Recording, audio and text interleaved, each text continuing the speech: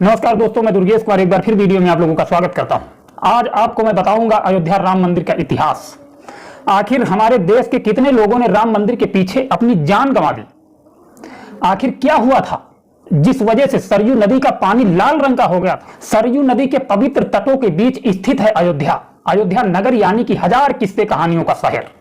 राजा दशरथ, राम लक्ष्मण, माता सीता, हनुमान और डरावने राक्षस। अयोध्या का जिक्र होते ही मन के चलचित्र पर रामायण काल के पात्र सजीव हो उठते हैं। यूं तो अयोध्या का मतलब तलाशो तो अर्थ निकलता है जिसे शत्रु ना जीत सके, लेकिन इतिहास हमें बताता है कि इस नगर को लेकर कई बार लड़ाइयां हुई, साजिशें हुई।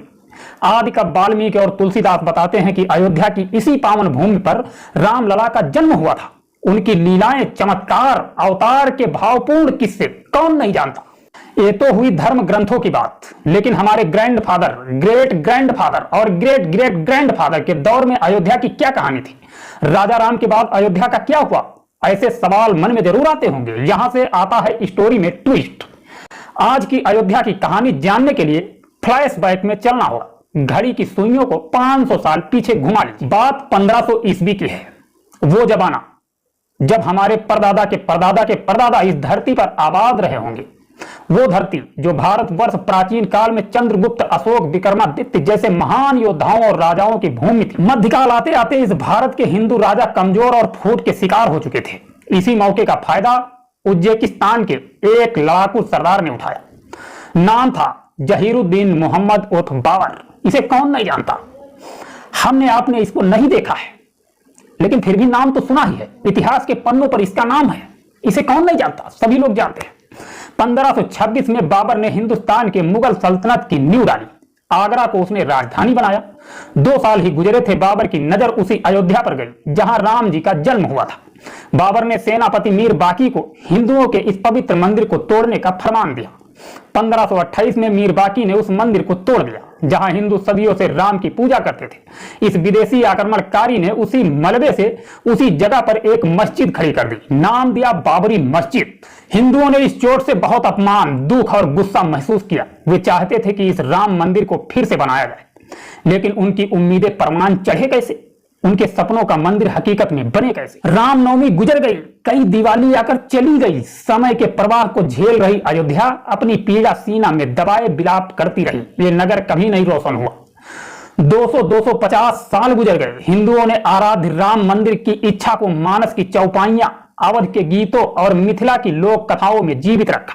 समय ने करवट ली। एक मुकद्दर कितने दिनों तक सिकंदर रहता। 1857 आते आते मुगलों का सूरज डूब चुका था। हिंदुस्तान की सरजमी पर यूरोप से आए अंग्रेजों का उदय हुआ। इतिहास की उबासियों से निकलकर वर्तमान में तो दस्तक दे पाते हैं कि हिंदुओं की उम्मीदें कुलबुलाने लगी। कहा जाता है कि 1857 में अयोध्या में डेरा डाले रहने वाले साधु संतों, बैरागियों ने बाबरी मस्जिद के बाहरी हिस्से पर कब्जा करके चबूतरा बना लिया और भजन पूजा शुरू कर दी। इनका मस्जिद में आने वाले नमाजियों से टकराव होने लगा। बाबरी मस्जिद के एक कर्मचारी मौलवी मोहम्मद असगर ने 30 नवंबर 1858 को लिखित शिकायत की कि हिंदू बैरागियों ने मस्जिद में सटाकर एक चबूतरा बना लिया और मस्जिद की दीवारों पर राम राम लिख दिया है।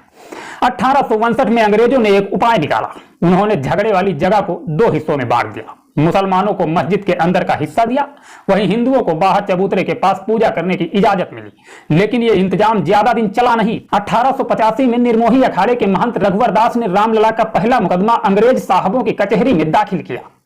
अपनी अर्जी में उन्होंने 17 बाई 21 फीट लंबे चौड़े चबूतरे को जन्मस्थान बताया और वहीं पर मंदिर बनाने की अनुमति मांगी। उन्होंने दलील दी कि मंदिर जरूरी है ताकि पुजारी और भगवान दोनों धूप, सर्दी और बारिश से बच सके। लेकिन इस फरियाद पर कोई सुनवाई नहीं हुई। अंग्रेज तो पहले ही हिंदू मुसलमानों के बीच बैलेंस बनाकर अपना साम्राज्य मजबूत कर रहे थे। उन्हें कौन सा यहां इंसाफ करना था। आखिरकार 1947 में देश स्वतंत्र हो गया।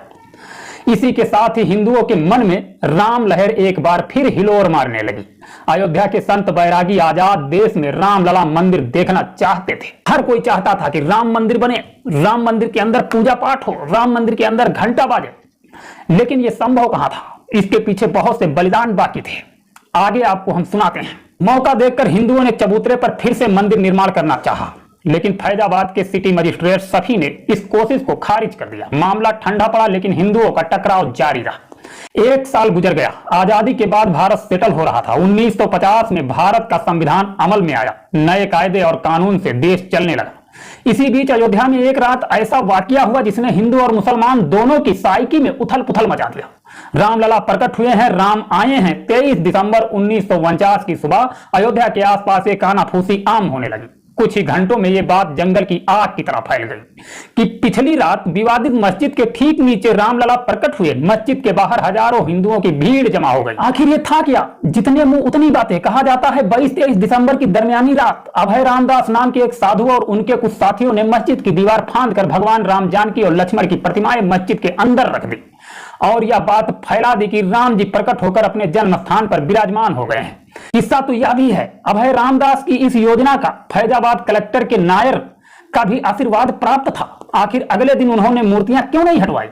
वे तो अपने सीनियरों का गुस्सा भी झेल गए। बाद में नायर साहब ने इस मस्जिद को विवादित मानकर इस पर ताला लगवा दिया। रिटायरमेंट के बाद नायर साहब की अफसरी चली गई तो वे जनसंघ के टिकट पर चुनाव जीतकर संसद पहुंचे। फिर आया साल 1950। इस साल 2 मुकदमे दायर हुए। एक मुकदमा गोपाल सिंह विशारद का, दूसरा था महंत रामचंद्र परमहंस का। कहा जाता है मस्जिद में मूर्तियां रखने वालों में हिंदू महासभा के नगर अध्यक्ष रामचंद्र परमहंस भी थे। उन्होंने दर्शन पूजा पर रोक न लगाने और विवादित ढांचे से मूर्तियों को न हटाने की मांग की। 1951 में निर्मोही अखाड़े ने तीसरा मुकदमा दायर किया। ये तीनों केस हिंदू पक्ष के थे। 10 साल बाद 1961 में मस्जिद पक्ष की ओर से सन्नी वक्फ बोर्ड और स्थानीय मुसलमानों की ओर से मुकदमा दायर किया गया। इन्होंने न केवल विवादित जगह के ऑब्जेक्शन की मांग की बल्कि आसपास कब्रिस्तानों पर भी दावा ठोक दिया। जिला कोर्ट में इन चारों मामले की एक साथ सुनवाई होने लगी। हिंदू पक्ष की ओर रामचंद्र परमहंस अहम पक्षकार थे तो मुस्लिमों के पैरवी पर हासिम अंसारी। इंसानियत के अफसाने बड़े कमाल के होते हैं। अयोध्या की गलियां इन दो विपरीत आस्था वाले दोस्तों की दोस्ती की गवाह रही। कभी आप गूगल करेंगे तो पाएंगे कि अपने अपने विश्वास की रक्षा करते हुए इन्होंने आदमियत के रिश्ते में दरार न आने दी। ऐसे मौके आए जब दोनों एक ही रिक्शे, एक ही टांगे पर बैठकर हंसते बतियाते पैरवी करने अदालत पहुंचते। बेतकुल्फी ऐसी रहती कि दोनों साथ बैठकर ताश खेलते, चाय पीते। मुकदमा चलता रहा, माहौल बदलता रहा। 60 की दहाई 80 में आ गई। नया हिंदुस्तान आ ही रहा था।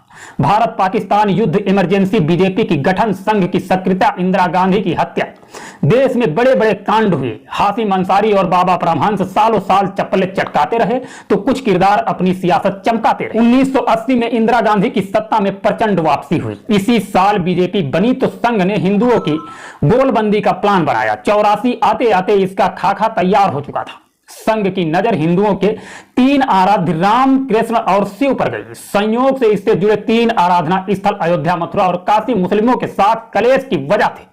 संघ ने इन तीनों को आधार बनाकर हिंदुओं को झकझोरने का महायज्ञ शुरू किया। 7-8 अप्रैल 1984 को दिल्ली के विज्ञान भवन में धर्म संसद बुलाई गई। यहां इन तीनों स्थानों की मुक्ति का प्रस्ताव पास किया गया। बीजेपी नेता लाल कृष्ण आडवाणी की रथ यात्रा से आप परिचित हैं, लेकिन क्या आप 1984 की रथ यात्रा भी जानते हैं? जी हां, 1984 में राम जन्मभूमि आंदोलन से जुड़े लोगों ने जनकपुर में एक रथ यात्रा निकाली। इस यात्रा में राम, जानकी की प्रतिमाओं को कैद में दिखाया गया। पहली बार अयोध्या की कहानी लोगों ने आंखों से देखी। इस लाचारी में देख हिंदू समुदाय में आक्रोश पनपा। इस यात्रा ने हिंदुओं के मन में 400 साल की दुश्वारी और लाचारी को ताजा कर दिया। अब तक विश्व हिंदू परिषद पूरी ताकत के साथ आंदोलन में शामिल हो चुका था। इंदिरा गांधी की हत्या के बाद राजीव गांधी प्रधानमंत्री बने। इधर हिंदुओं ने सरकार को अल्टीमेट्स दिया कि अगर 1986 की शिवरात्रि तक मस्जिद का ताला न खोला गया तो वे इसे तोड़ देंगे। इसी वक्त कहानी में 2 पांडे किरदारों की एंट्री होती है। एक थे उमेश चंद्र पांडे, दूसरे केएम पांडे। पहले वाले पांडे वकील थे और दूसरे वाले जज। कहने वाले कहते हैं कि राजीव गांधी और उनके रणनीतिकारों ने फैजाबाद कोर्ट में वकील उमेश चंद्र पांडे से अर्जी डलवाई। मांग ये थी कि ताले को खोला जाए। जज को अर्जी में मेरिट नजर आया और उन्होंने मस्जिद का ताला खोलने की अनुमति दे दी। मस्जिद के अंदर 1949 में उपस्थित रामलला विराजमान थे। राजीव की पॉलिटिक्स की किताब में यह अहम चैप्टर था। उन पर हिंदुओं के दबाव में झुकने का आरोप लगा, लेकिन राजीव इसे झेल गए। आगे साहबानो केस और बोफोर्स कांड में भी उनका सामना हुआ। बीजेपी अब तक खुलकर इस आंदोलन में उतर चुकी थी। अगला चुनाव भी नजदीक आ रहा था। जून 1989 में बीजेपी ने पालमपुर में एक प्रस्ताव पास किया। पार्टी ने सरकार से मांग की कि कोर्ट इस मामले का फैसला नहीं कर सकती, सरकार समझौते से या संसद में कानून बनाकर राम जन्म स्थान हिंदुओं को सौंप दे। मंदिर आंदोलन अब यौवन पर था। जोश तो था ही, लोगों ने जज्बा भी झोंक दिया। राजीव का कार्यकाल पूरा हुआ तो देश नई सरकार चुनने जा रहा था। मस्जिद का ताला खुलवा चुके राजीव ने 1989 देश में राम राज्य लाने के नारे के साथ अयोध्या से चुनावी अभियान की शुरुआत की। इसी बैकग्राउंड में पहली बार अयोध्या में शिलान्यास हुआ। उत्तर प्रदेश की कांग्रेस सरकार ने यह कहकर शिलान्यास की अनुमति दी कि वो जगह विवादित क्षेत्र से बाहर है। आखिरकार मस्जिद से 200 फीट की दूरी पर वीएचपी ने शिलान्यास किया, लेकिन मुस्लिम समुदाय के तीखे विरोध के कारण यहां निर्माण कार्य नहीं हो सका। तब वीएचपी के अशोक सिंघल इस मूवमेंट को लीड कर रहे थे। 89 के चुनाव में बीजेपी इस मुद्दे को उठाती रही। आडवाणी ने चुनाव प्रचार में सांस्कृतिक राष्ट्रवाद और हिंदू अस्मिता पर सवाल उठाया और कांग्रेस की सेकुलर नीतियों पर चुभने वाले सवाल किए। बीजेपी की इस पॉलिसी का परिणाम नतीजों में दिखा। 1984 में मात्र 2 सीटों पर खाता खोलने वाली बीजेपी को इस बार बंपर 85 सीटें मिली। बीजेपी ने साबित कर दिया कि हिंदुत्व की उपजाऊ जमीन पर वोटों की पैदावार हो सकती है। तत्काल ही आडवाणी ने राम मंदिर आंदोलन की बागडोर अपने हाथ में ले ली। वे जल्द ही अपने रथी रूप में देश के सामने आने वाले थे। इस बार अटल बिहारी वाजपेयी, मुरली मनोहर जोशी, एलके आडवाणी, प्रमोद महाजन और बीजेपी तत्कालीन गुजरात संगठन सचिव नरेंद्र मोदी जैसे नेताओं ने इस मुद्दे पर माहौल बनाने के लिए सोमनाथ से अयोध्या तक रथ यात्रा निकालने की प्लानिंग की। प्रमोद महाजन ने मिनी बस को रथ के रूप में डिजाइन करने का आइडिया दिया। इसके बाद टायटो की मिनी बस को भगवा रथ का आकार दिया गया। अगर आगे इसका पूरा इतिहास आपको जानना है तो चैनल को लाइक और सब्सक्राइब कर देना, कमेंट कर देना। मैं आगे का इतिहास आपको कल दे दूंगा। हर हाल में आपको कल भाग 2 मिल जाएगा। जय हिंद, जय भारत।